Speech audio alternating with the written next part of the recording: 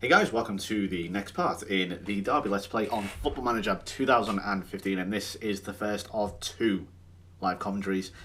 It is going to be, of course, the Europa League final, and the next video will be the FA Cup final versus a certain Manchester United, so I'm really looking forward to these next couple. If you want to know our passage to, I guess, both finals, please watch the last or the previous two videos. They will explain all. We, of course, started in the third qualifying round, I think, against some team I've never heard of, and we've made it to Amsterdam. Even the roof's closed, which is really good because it's raining outside, and that's what you don't want. Players slipping over and things like that. It's terrible. So if you want to know to talk about the league and things, again, that will all be explained in the previous video. This is just the live commentary, which we're going to get onto very, very soon. Well, in fact, now, because I'm not... excuse me, I'm not going to be wasting any more time here, as I do usually waffle and things. We're just going to go straight into it. So this is the starting lineup I've got here. As you can see, one of the... actually, just before we get into the commentary, I just want to make a very, very, very, very quick thing. What I'm going to find is here, as you can see, Patrick Robertson and Francis are both slightly concerned. That will carry over into the summer, and they'll be on holiday, like it'll be the middle of June. And they'll on holiday say, you haven't played me enough. Well, you're in the Algarve. There's not some. I can't do much about that. You're on holiday. do you want to come play? The under 18s in the training ground. I don't understand what they're thinking with that. Tarkowski. I mean, I couldn't care less about Tarkowski. He's 33 years old, soon to be 34 probably. He's obviously not good enough anymore, so he'll be leaving once his contract ends. But this is the team here, so we'll play it now. We'll get into the actual game scenario. So, it's another problem with FM. The player texture things, these kits, whatever you want to call them, do seem to go missing occasionally. So this team here, 4 at the back, again, usual sort of formation, something which I've finally settled on now, which is a 4-1-3-2 formation. Rocco Gaio and Stuart Perry, who have been just unbelievable all season. Obviously, I talked about last video, Saramago, who made a blistering start, but really faded away, and still somehow managed to win, I think, Players Player of the Year, which is ridiculous. Michael, is it Michael Vernon? I keep forgetting the name, yeah. Vernon, who has been just unbelievable. A free signing from Chelsea. I still can't believe how I got this guy. Callum Cook, another former Chelsea signing. Conor Mahoney, Diego Poyet. These are just outstanding players. Shane Duffy, this will probably be his last full season. I'm probably going to give the captaincy, might have said in the last video, but I'm probably going to give the captaincy to Stevens, the goalkeeper. His leadership and determination of both 17, that's what you're looking for. Obviously, the personality is quite big as well. If they are a born leader, which Adam Stevens clearly is not, but if they're a born leader, then they are definitely in for the captaincy, as they'll probably also have really high determination and really high leadership. But obviously his personality is light-hearted, so he's not going to be, personality-wise at least, well suited to the captaincy. But I don't mind that. Personally, if I had a light-hearted captain, I'd be very happy with that. Obviously, that's just me, though, so whatever.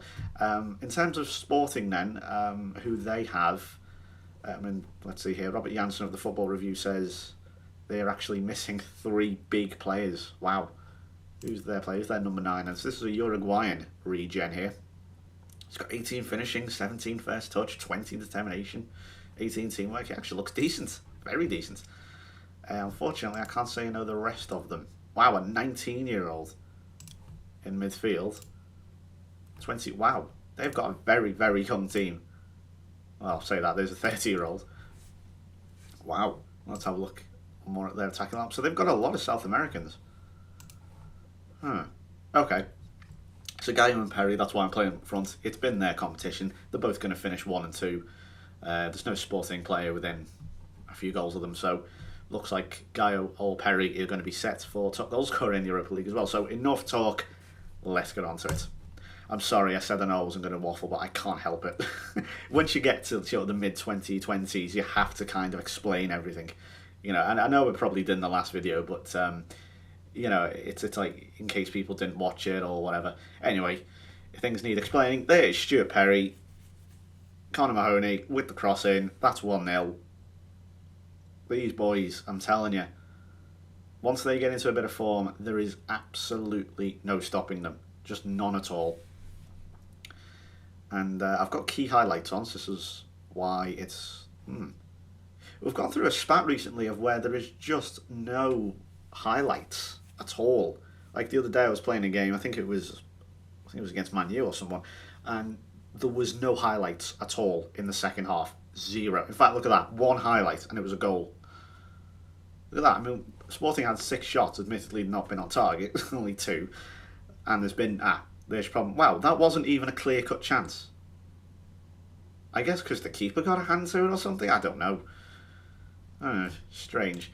So, my tactics here, I also just want to point out, Callum Cook is a real player. He's not a regen. I would heartily recommend this boy to you. He is unbelievable. Plays for Middlesbrough currently. He's only very young at the start of the game. I think he's about 17 or 18 at the start of the game.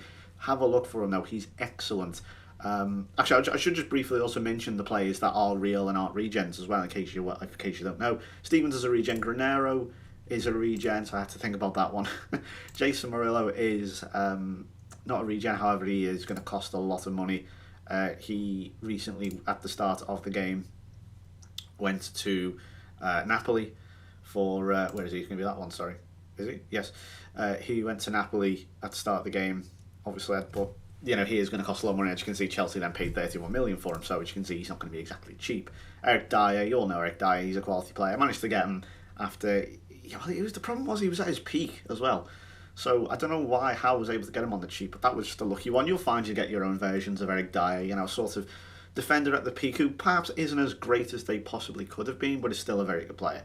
So Shane Duffy is an Everton player at the moment. He is excellent. He's developed into a really good player. Diego Payet, I heartily recommend him again. Plays wonderfully as a halfback in this sort of holding defensive role here. He's just fantastic. Plays at Charlton currently, I think. If you get the opportunity, again, get him. Conor Mahoney, right, okay, obviously he had a one-off season. Okay, he had a very much one-off season, just to point out, but that's it. Where he went got 20 goals, which is ridiculous. But anyway, the rest are, and apart from Cook, obviously, the rest are regens. So I just wanted to just really pad out the video, if I'm being honest, because I don't know how many highlights we're actually going to have in the second half. Sorry about that. If you are here for just the commentary, and I'm probably repeating myself from previous videos, I do really apologise due to, obviously, again, going through players and stuff. But, a lot of people are constantly asking me, oh my word, Stuart Perry. What a goal. That was Steven Gerrard-esque. And I think, well, I've been in some tough European finals before. If you go back and watch my FM13 videos, of course, I went 5 finals without winning. But my God, Stuart Perry is just making absolute mincemeat of them. Okay, we're going to... In fact, no, we're not, because I think Perry might now actually be in front of Rocco Gallo as top goal scorer. Look at that. There's been 2 highlights all game, and they've both been goals. Okay, we're going to take Gallo off now. Fine, he's had this chance.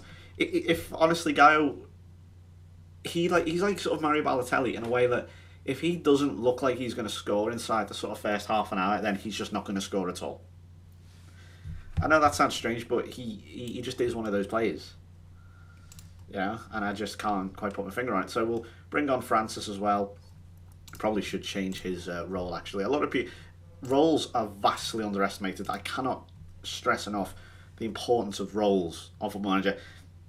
What you'll find, a lot of people... Now, it took me a long time to figure this out. Almost an entire game release to figure this one out. But if you're 2-0 up and you're constantly losing leads and, you're just collapsing and things like that, change your player roles.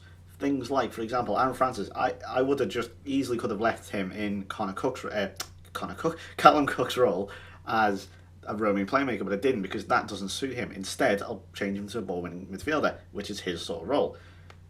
In a similar situation, say we're 2-0 up and Sporting are looking quite dangerous, in which case they are not because they've been completely limp and awful in this game.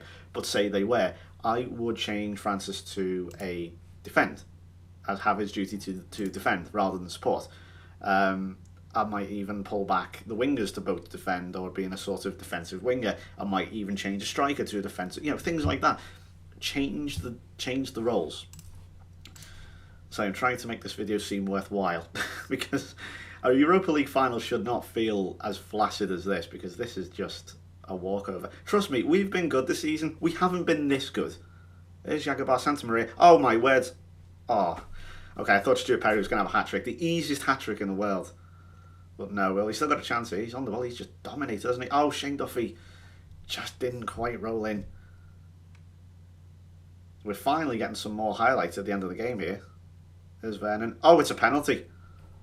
Well, he's just clattered into him. And Marquez, who's been booked already. Oh, my goodness gracious me. It's just gone horribly, horribly wrong. And now, well, here's Stuart Perry for the hat-trick in a Europa League final. Here it comes. Any second now. Stuart Perry has missed. That kind of sums up Stuart Perry there, to be honest. He'll do your 2 goals and then he'll have an opportunity to score a hat-trick in a final and put it wide. Like, he hasn't just missed by a bit there. He's missed by a long way. Oh dear. Now, if they score... Okay. Oh God, it's a corner. Steve was actually... Oh, no way. Stop, I was going to say. Don't you dare, game. You've done this to me before. Look at this, now Sporting in the last 5 minutes with 10 men have suddenly started playing. Oh, here's Santa Maria. Man, Stuart Perry. There's the hat-trick. God, how many chances do you want, Stuart? Dear me. Oh, wow, so that's 3-0. Stuart Perry has just ran amok. He probably should have 4, to be honest with you. But the final whistle is about to go. There it is. And you'll probably never see an easy Europa League final in your life. Well, Rocco Gallio was there. He was poised to be the top goal scorer. Stuart Perry just comes in and waltzes a hat-trick. And, yeah, I've never had an easier European final than that. My word, that was easy. So there we go. Derby do the double. Lift the Europa League and the Premier League. In case you didn't know, if you want to know how we won the Premier League, again, check the previous video. £4 million, that's very handy. Let's go on this. Lifting now on Shane Duffy. Well, I bloody hope so, because we're in the FA Cup final. He needs to have one more run in him. So Stuart Perry, this is when, and I can absolutely guarantee you this now, he will have a stinker next game. It's going to be live as well, so please do tune in for the FA Cup final. That's going to be next video. He will have a stinker. Let's see, is he consistent? He says he's just a consistent performer. We'll check that out, okay? The amount of times I've seen where a player will come in, they'll do something like that, they'll score a hat-trick, they'll just be awesome, have a 9 something or other rating, and then they'll just have like a 5.6 in the next game. What can you do? Anyway, so that is Derby's first ever European win. Lift the Europa League. There it is. There's a little recap. As you can see, Sporting barely even having any chances. I mean, the stats here wouldn't suggest that. But, yeah. I honestly can't believe how easy that was.